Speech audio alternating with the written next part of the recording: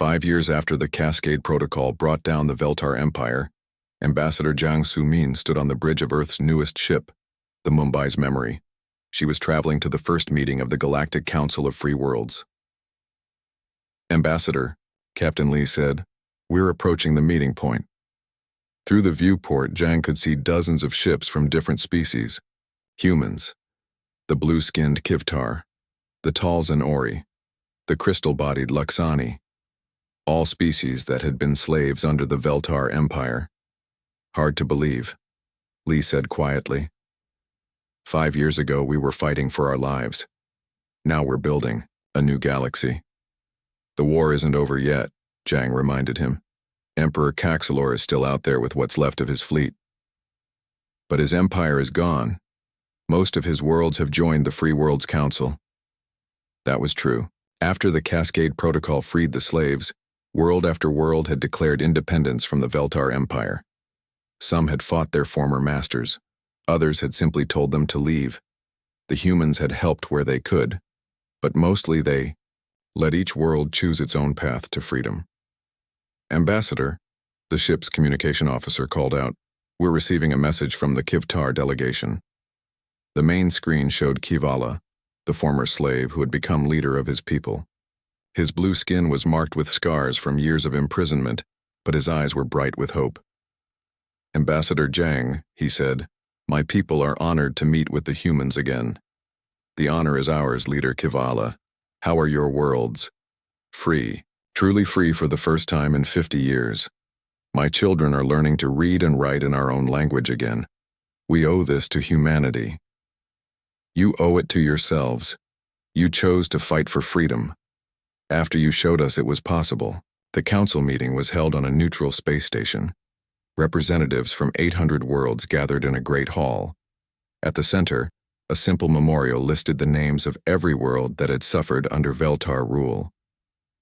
At the top of the list in letters of gold were 2 words: "Remember Mumbai." "Delegates," Jiang began, "we gather not to celebrate victory but to ensure that what happened under the Veltar Empire never happens again." A tall Zenari delegate stood up. "Ambassador Jiang, my people want to know, what makes humans different? Why did you succeed where so many others failed?" It was a question Yang had been asked many times. She thought about Admiral Park, who had died in the final battle with Caxilor's fleet, about the millions who had died in Mumbai, about ordinary people who had chosen to fight against impossible odds. "We're not different," she said finally. "Every species here has the same capacity for courage, the same desire for freedom. We just refused to accept that slavery was inevitable. But you were so few against so many. Numbers don't matter when you're fighting for what's right. One person standing up to a bully can inspire thousands. One world refusing to surrender can free an entire galaxy." The Luxani delegate, whose crystal body chimed like music when she moved, spoke next. "The humans gave us something we had forgotten, the belief that resistance was possible." "You always had that," Jiang replied. "We just reminded you." As the council session continued, they discussed plans for trade, exploration, and mutual defense. But the most important decision was simple. Never again would any species be allowed to build an empire based on fear and slavery. The Free Worlds Compact, as it came to be known, was signed by every delegate. It established principles that would guide the galaxy: freedom of choice, protection of the weak, and the right of every species to determine its own destiny. But, even as they celebrated, everyone knew the war wasn't truly over. In the outer rim of the galaxy, Emperor Caxilor commanded what remained of his fleet. Only a few hundred ships now, but still dangerous. He had retreated to a fortress world called Felthanor, and there he plotted his return to power. "Emperor," his last general reported, "our spies on the free world say the humans are offering to share their technology with everyone." Foolish. They could rule the galaxy now, but instead they give power away. "Perhaps that's why they won, Emperor. They don't want to rule others." Caxilor turned his black eyes on the general. "Weakness. It will destroy them eventually." But the general wasn't so sure. He had seen what happened when the humans fought. They didn't fight for conquest or glory. They fought for each other, for their families, for the idea that everyone deserved to be free. That was a power the Veltar had never understood. On Earth, historical chronicler Yuda Hun was writing the official record of the war. He had interviewed thousands of people, soldiers, scientists, civilians who had lived through the conflict. What should people remember about this war?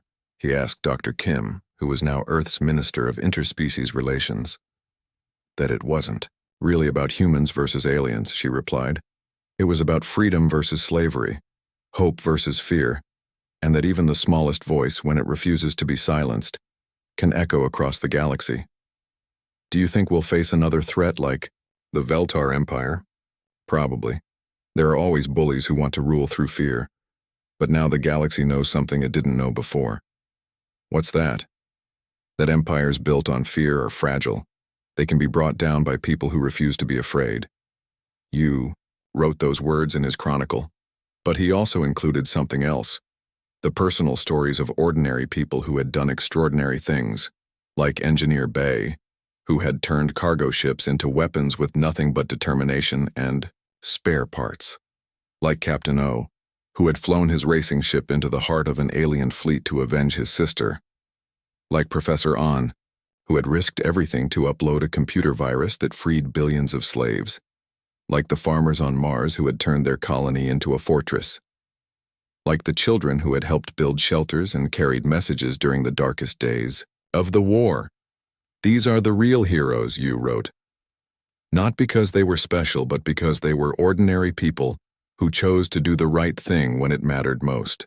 10 years after the war ended, Ambassador Jang visited a school on the former Veltar world of Kethmore. The children there were a mix of different species, some human, some Kivtar, some Zen-Ori, all learning together.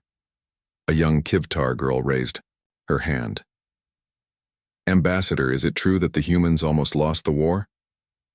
Yes, Jang replied. We were outnumbered, outgunned, and had no real chance of winning. Then why did you fight? Jang smiled. Because sometimes the most important battles are the ones you can't win. We fought because it was right to fight.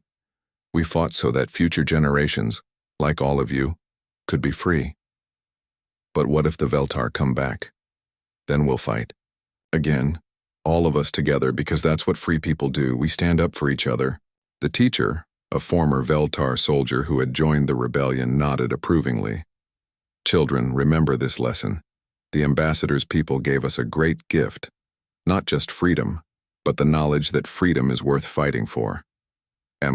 Jang left the school. She thought about how the galaxy had changed.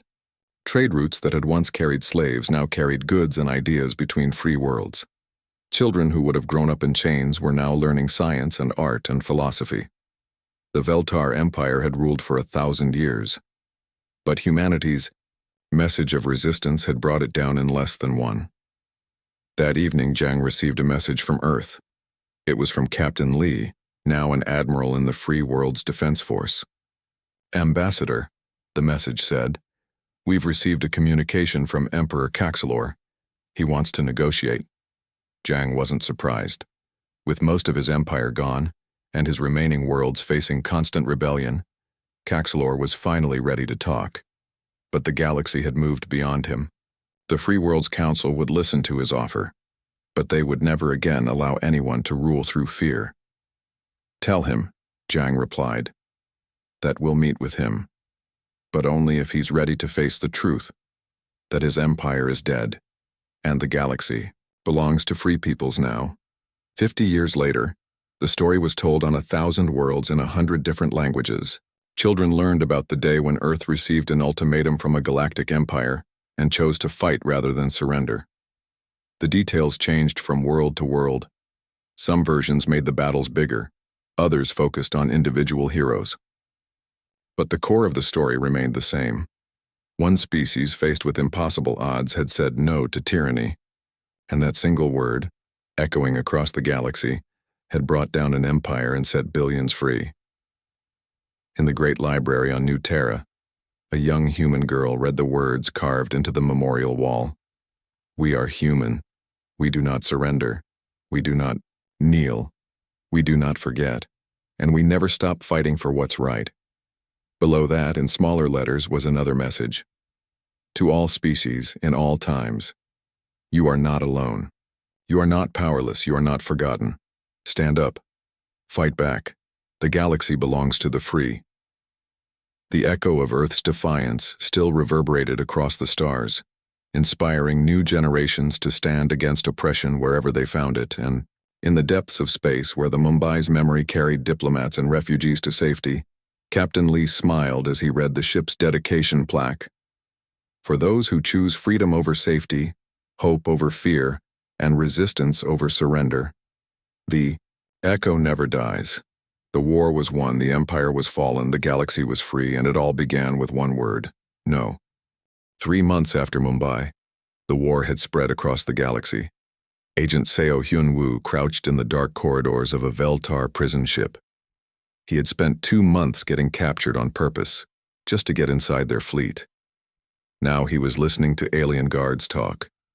What he heard changed everything. The humans are causing problems on 17 worlds.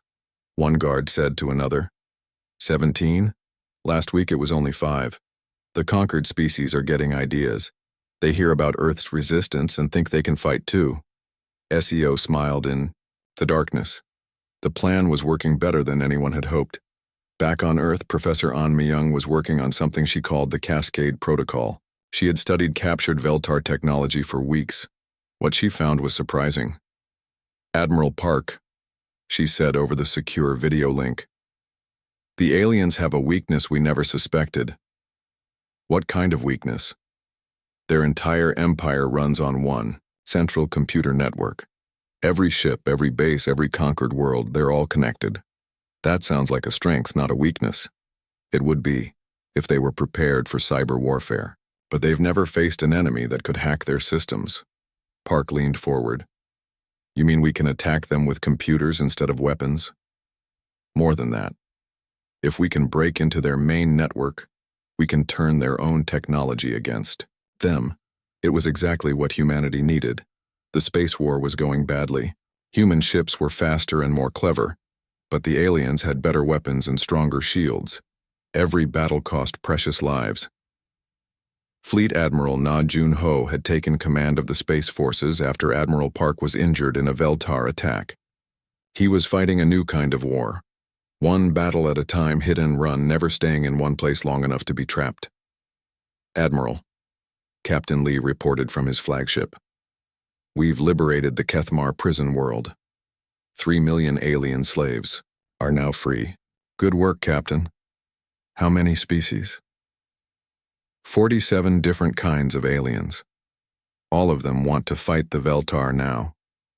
This was the real change in the war. Every world that humanity freed became an ally. The Veltar Empire was built on fear, but humans had brought something new to the galaxy: hope. On the prison world of Velthara, a blue-skinned alien named Kivala spoke to his fellow prisoners. The humans have come, he said. They fight the masters with no fear. Humans die like everyone else. Another prisoner replied. Yes, but they choose how they die. They choose to fight rather than kneel. What difference does that make? Kivala pointed to the guards. For the first time in 50 years of slavery, the Veltar looked nervous. Look at them. They're afraid. The masters who seemed so powerful are just bullies, and bullies run when someone fights back. Meanwhile, Emperor Caxelor was facing something no Veltar emperor had ever dealt with: rebellion throughout his empire. How many worlds are in revolt, he asked his generals. 200 and growing, Emperor. The humans have spread their message of resistance to every sector. 200 worlds out of 10,000? Yes, Emperor, but the number grows every day. Caxelor slammed his fist on the table. Find me a solution. I will not be the Emperor who lost the empire. But his generals had no answers. They had ruled through fear for so long that they had forgotten how to actually govern. When fear stopped working, they had nothing left. Agent Seo had been sending information to Earth for weeks. His latest message was the most important yet. The Emperor is losing control, he reported. Half his generals want to make peace with humanity. The other half want to destroy Earth completely. They're fighting each other as much as they're fighting us. Professor Ahn read the message with growing excitement. "This is our chance," she told Admiral Park. "Their empire is fracturing. If we can push just a little harder." "What do you need?" "Give me access to one of their command ships. Just for a few minutes I can upload the Cascade protocol and let it spread through their network." "That's suicide, Professor. Those ships are heavily guarded." "Maybe. But if it works, we can end this war without destroying more cities." Park thought about Mumbai, about the millions who had died, about the war that was tearing the galaxy apart. "If I can get you to a command ship, can you guarantee the protocol will work?" "Nothing is guaranteed in war, Admiral, but I think it will work, and even if it doesn't, we'll have learned something valuable." "What's that?" "That we tried everything before giving up. The attack on the Veltar command ship Eternal Dominion was the most dangerous mission humanity had ever attempted." Captain, Lee led a small force of stealth fighters, while Professor Ahn rode in a specially modified ship. "Remember," Lee said over the radio, "we need exactly 10 minutes. Get the professor to the command ship, let her upload her virus, then get out." "What if the ship's defenses are too strong?" one pilot asked. "Then we ram it," Lee replied simply. "This is too important to fail." The human ships approached the alien fleet under cover of an asteroid field. The Eternal Dominion hung in space like a dark cathedral, surrounded by smaller vessels. "There," Lee pointed. "That's our target." Professor Ahn checked her equipment one last time. The Cascade protocol was stored in a simple computer drive. Such a small thing to carry so much hope. "Professor," Lee said quietly, "if this doesn't work—" "It will work, Captain, it has to." The attack began with a distraction. Human ships attacked the outer edge of the alien fleet, drawing their attention away from the command ship. While the Veltar fought the decoys, Lee's stealth fighters slipped through their defenses. "We're in," Lee reported. "Professor, you have 10 minutes." Ahn's ship docked with the command vessel. She ran through alien corridors, following the plans that Agent SCO had provided. Behind her, she could hear fighting as human soldiers held off Veltar guards. She reached the main computer core just as her time ran out. "Upload starting now," she said into her radio. The Cascade protocol began copying itself into the Veltar network. It was designed to spread like a virus, jumping from ship to ship, base to base, world to world. "How long?" Lee asked. 60 seconds. "We don't have 60 seconds. They're breaking through our defenses." 40 seconds. Explosions echoed through the ship. Veltar reinforcements were arriving. 20 seconds. "Professor, we have to leave now." 10 seconds. 5, 4, 3, 2, 1. Upload complete. They ran back to their ships as the alien vessel shook with explosions. All around them, computer screens flickered and went dark. "It's working," Ahn shouted. "The protocol is spreading." As the human ships escaped, the Eternal Dominion began to drift. Its engines shut down, its weapons powered off. One by one, every system failed. The same thing was happening throughout the Veltar fleet. Ship after ship went dark as the Cascade protocol spread through their network. "Admiral Park," Captain Lee reported, "the protocol worked. The entire alien fleet is shutting down. But the real victory was happening on distant worlds. On every planet in the Veltar Empire, the prison doors were opening. The defense systems were failing. The slaves were becoming free. The Veltar Empire, which had ruled for 1,000 years, was collapsing in a single day. And it all started with one species that refused to surrender. Captain Lee watched his missiles hit the alien ship. Bright explosions lit up space. For a moment he felt hope. Then the smoke cleared. The massive Veltar vessel was barely scratched. "All ships, retreat now," Lee shouted into his radio. "Get out of there." The human ships scattered like leaves in the wind. They flew in different directions, making it hard for the aliens to target them. But the Veltar were fast to respond. Energy beams shot out from the alien ships. They were bright blue and deadly. One beam caught a human cargo ship. The ship exploded in a ball of fire. "We lost the Sol Dawn," Lee's co-pilot reported. Lee felt sick. Good people had just died. But there was no time to mourn. More beams were firing. "Keep moving," he ordered. "Don't fly straight." Back on Earth, Admiral Park watched the battle on his screens. His small fleet was fighting for their lives against impossible odds. "Admiral," Dr. Kim called out. "Look at this." She pointed to her computer screen. It showed alien communication signals. "They're panicking," she said. "Listen to this." She played a recording. The alien voices sounded angry and confused. "What are they saying?" Park asked. Commander Han translated. "One commander is asking why we attacked. Another is demanding orders. They keep asking each other what to do next." "They really don't know how to fight a war," Park realized. "No, they don't, but Admiral." Han looked worried. "They're learning fast." On the main screen, the alien ships were moving. They spread out and began hunting the human vessels. Their movements were clumsy at first, but they were getting better. "Captain Lee," Park spoke into his radio. "Fall back to Earth, we need to regroup." "Copy that, Admiral. We're coming home." But the aliens weren't done. Emperor Caxilor appeared on every screen again. His face was darker than before. His black eyes burned with rage. "Humans," he said. His voice was like ice. "You have made a grave mistake. You attacked the Veltar Empire. No species has ever done this and survived." Park felt his blood run cold. "Since you choose war over peace, you will learn what war means. We will show you the price of defiance." The screen went black. "All defense stations prepare for attack," Park ordered. Minutes later, the alien ships moved toward Earth. They came slowly, like hunters stalking prey. Their weapons began to glow. "They're targeting Mumbai," a technician reported. "Mumbai?" Park's heart sank. The Indian city had 12 million people. "Admiral, we have to stop them." "With what? Our missiles barely scratched their ships." Captain Lee's voice came over the radio. "Admiral, my ships are still in space. We can try to distract them." "Negative, Captain. You can't stop what's coming." "Maybe not. But we can try."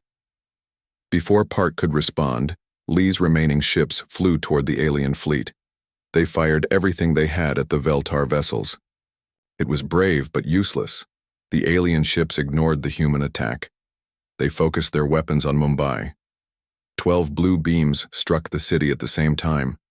Mumbai disappeared in a flash of light. The command center went silent. Everyone stared at the screens in horror. Where a great city had stood, there was now only a smoking crater. 2 million people. Gone in seconds. "My God," someone whispered. Park felt rage building inside him. Pure, burning anger. Around the room, he saw the same emotion on every face. "Admiral," Commander Han said quietly. "They're broadcasting again." Emperor Caxilor appeared on screen. He looked satisfied now. "This is the price of resistance," he said. "Submit now, or more cities will die. You have 1 hour to surrender." The screen went black again. Park expected fear. He expected panic. Instead, he heard angry voices throughout the command center. "They murdered 2 million people," someone said. "Monsters," said another. "Sir," Colonel Yoon appeared on screen from his bunker. "My soldiers are asking for orders. They want to fight." "Colonel, you saw what happened to Mumbai. They can destroy any city they want." "Yes, sir. But my soldiers say they'd rather die fighting than live as slaves." Captain Lee's ship landed at the spaceport. He ran into the command center still wearing his flight suit. "Admiral, we have to hit them back hard." "With what?" "They just proved our weapons are useless." "Not useless. Different." Engineer Bay had been working while the battle raged. "Admiral, I've been thinking about what we saw." "What do you mean?" "They destroyed Mumbai with precision strikes. 12 beams perfectly coordinated. That takes enormous power and perfect timing." So what if we don't give them time to aim? What if we hit them so fast and from so many directions that they can't coordinate?" "Doctor," Kim looked up from her computer. "Bay's right. I've been analyzing their attack pattern. They need several seconds to charge their main weapons. If we attack during that time, we might have a chance," Park finished. "A small chance," Bay admitted. "But better than no chance." Park looked around the room. His people were tired, angry, and determined. Outside, the world was mourning Mumbai, but they weren't giving up. "What do you need?" he asked. "Every ship we have," Captain Lee said. "Every weapon. Every brave person willing to fly into hell. And if we lose? Then we lose fighting," Lee replied. "The people of Mumbai deserved better than slavery. So do we." Park made his decision. "Colonel Yoon, prepare every defense position. If they come for our cities, make them pay." "Yes, sir." "Dr. Kim, keep monitoring their communications. I want to know their next move." "Already on it." "Engineer Bay, how long do you need to prepare our surprise?" 6 hours for the modifications. But Admiral, this is a one-time attack. If it fails. If it fails, we're no worse off than we are now. Park looked at the screens showing the alien ships. "Captain Lee, gather every pilot who can fly. We're going to show these aliens what happens when they murder our people." "Sir, what should I tell the pilots?" Park thought about Mumbai, about 2 million people who had died for the crime of being human, about an empire that ruled through fear and murder. Tell them we're going to hurt the bastards who killed our friends. 4 hours later, every human ship that could fly was armed and ready. Cargo vessels carried missiles. Passenger ships had been turned into fighters. Even the old research ships from the asteroid belt had weapons now. "This is insane," Colonel Yoon said over the radio. "We're attacking with everything we have. If we lose, Earth has no defenses left." "If we don't attack, Earth falls anyway," Park replied. "At least this way we go down swinging."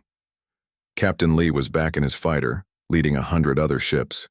Behind him flew farmers and crop dusters, miners and ore haulers, and teenagers in racing ships. All of them were ready to die for Earth. "All ships, this is Admiral Park. In 1 hour we attack. Not for victory, we might not win. We attack for the 2 million people who died in Mumbai. We attack so the galaxy knows that humans don't surrender. We attack because we're human, and humans fight back." The response came from 100 different voices.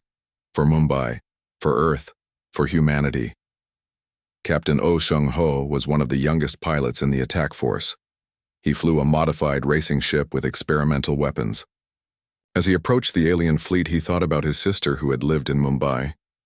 "This is for you, Minji," he whispered. The human fleet spread out in a wide formation. They came from all directions at once, above, below, from the sides. The aliens had never seen anything like it. "All ships attack now," Captain Lee shouted. 100 human ships opened fire at the same time. The alien vessels were caught completely off guard. Explosions bloomed across their dark hulls. For the first time in 500 years, the Veltar Empire was truly under attack, and for the first time in their history, they started to retreat. Admiral Park stood in Earth Defense Command, watching his world prepare for war. Every screen showed the same scene, humans working together like never before. Factories ran at full speed. Soldiers moved to battle positions. Civilians built shelters. "Admiral," Captain Lee called out, "Mars colony reports ready. Moonbase says the same. Every human settlement is preparing to fight." Park nodded. In 20 hours, humanity had become united in a way they never had before. Fear should have divided them. Instead, it brought them together.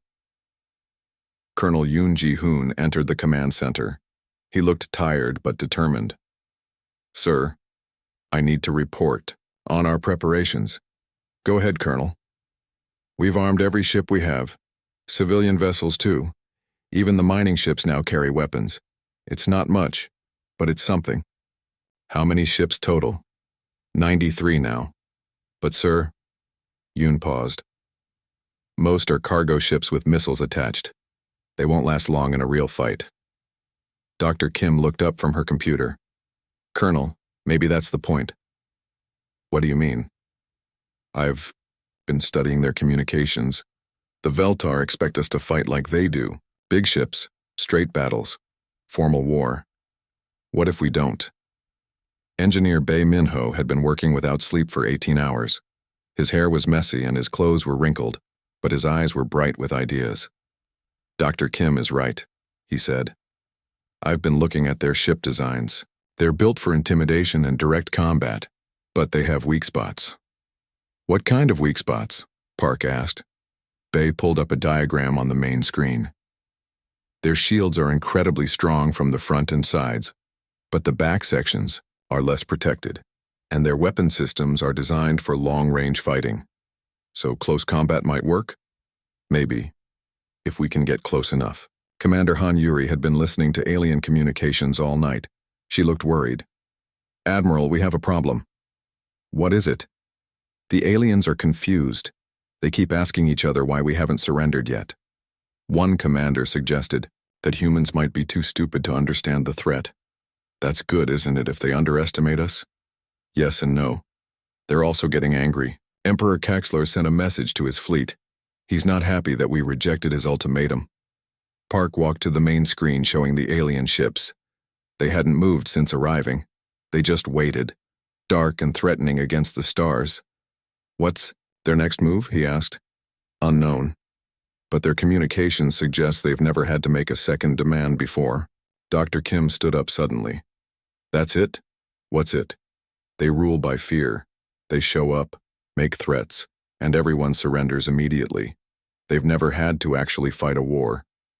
Engineer Bay laughed, though he sounded exhausted. You mean they're bullies who've never been punched back? Exactly, think about it. 10,000 worlds all conquered without real fights. They show their big ships, make threats, and everyone gives up. Colonel Yoon frowned. But they must have weapons. Those ships aren't just for show. Of course they have weapons, but having weapons and knowing how to use them in real combat are different things. Captain Lee had been quiet, but now he spoke. Dr. Kim might be right. I've been watching their ship formations. They're spread out like they're on parade, not like they're ready for battle.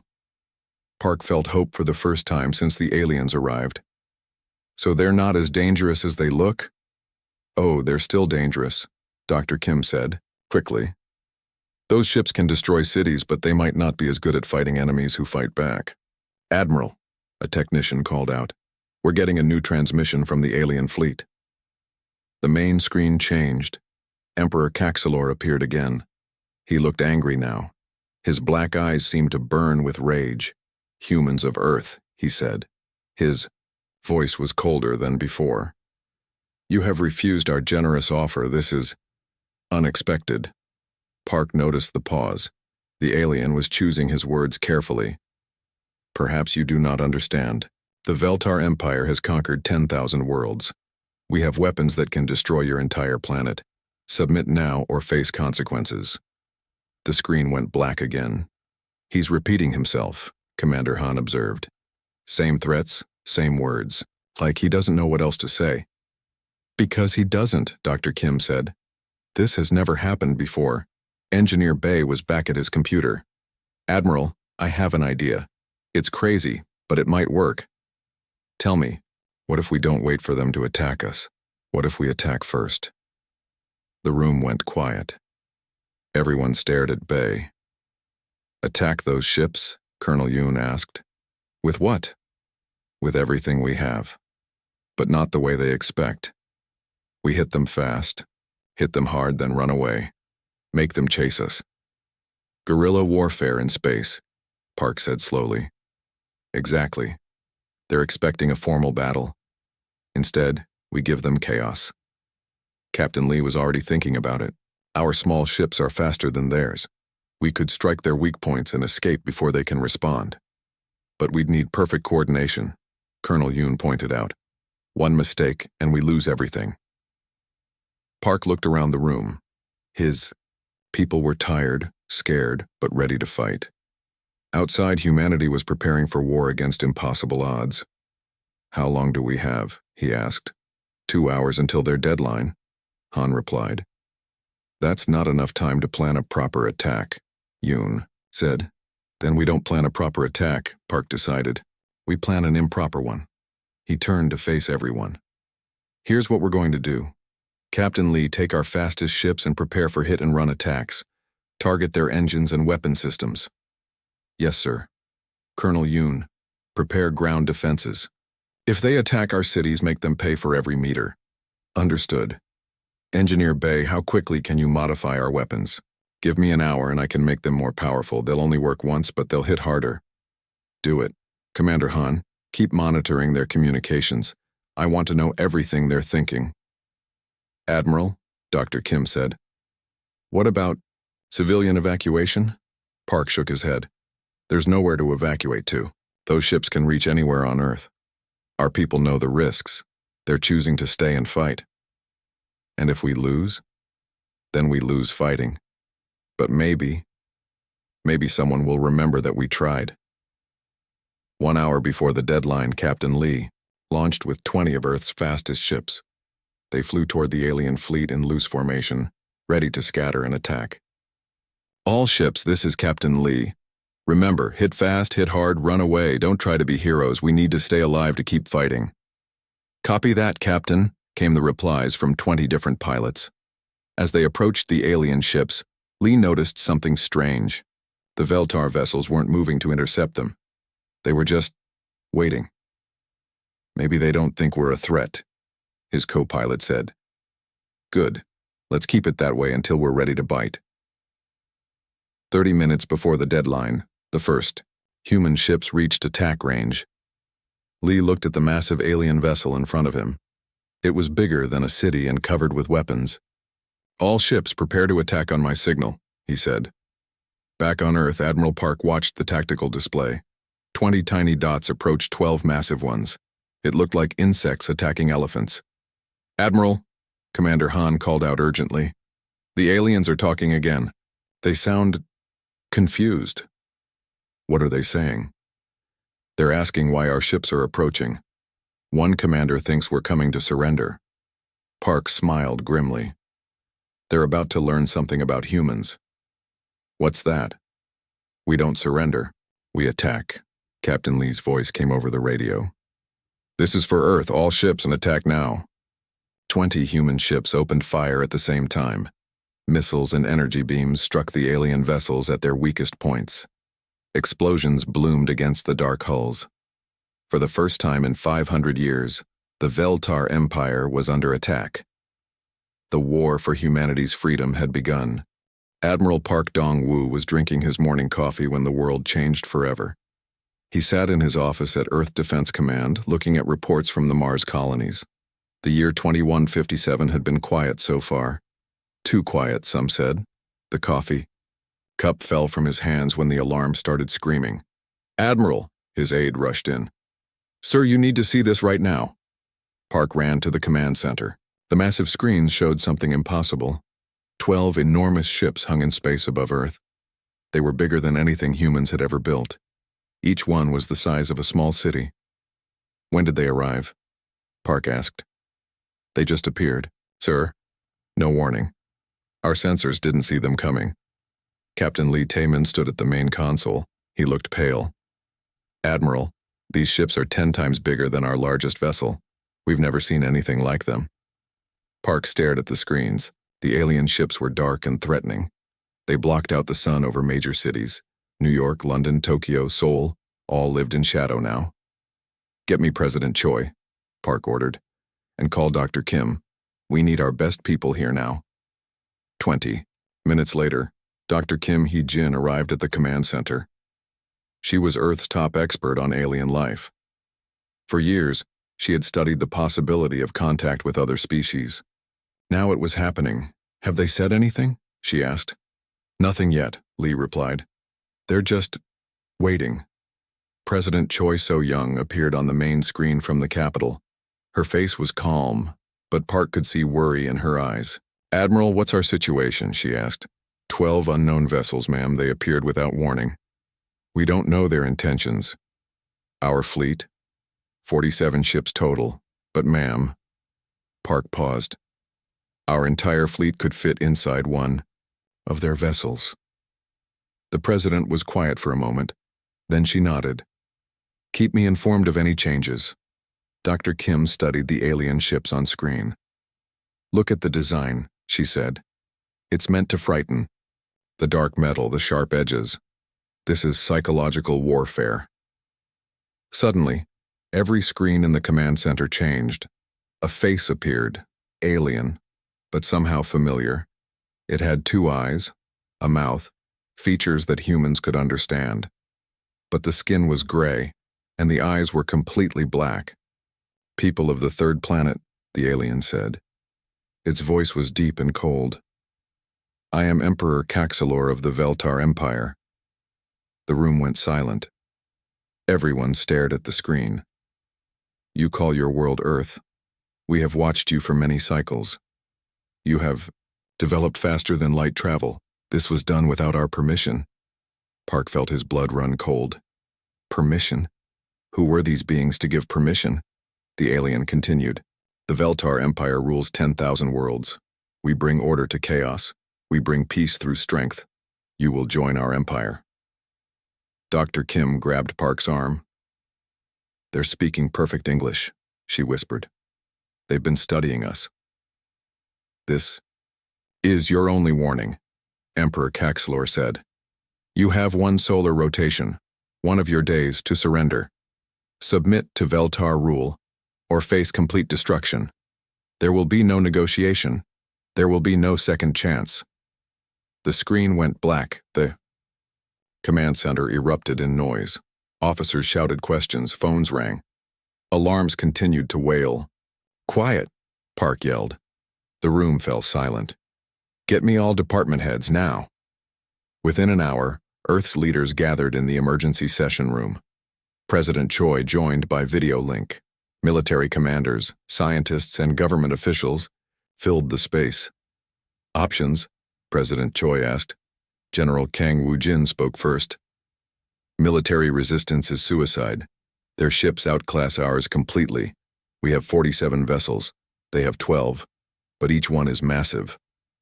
"What about our weapons?" asked Colonel Yoon Ji-hoon. "Our best missiles might scratch their paint," Kang replied. "This isn't a fight we can win with force." Engineer Bae Min-ho raised his hand.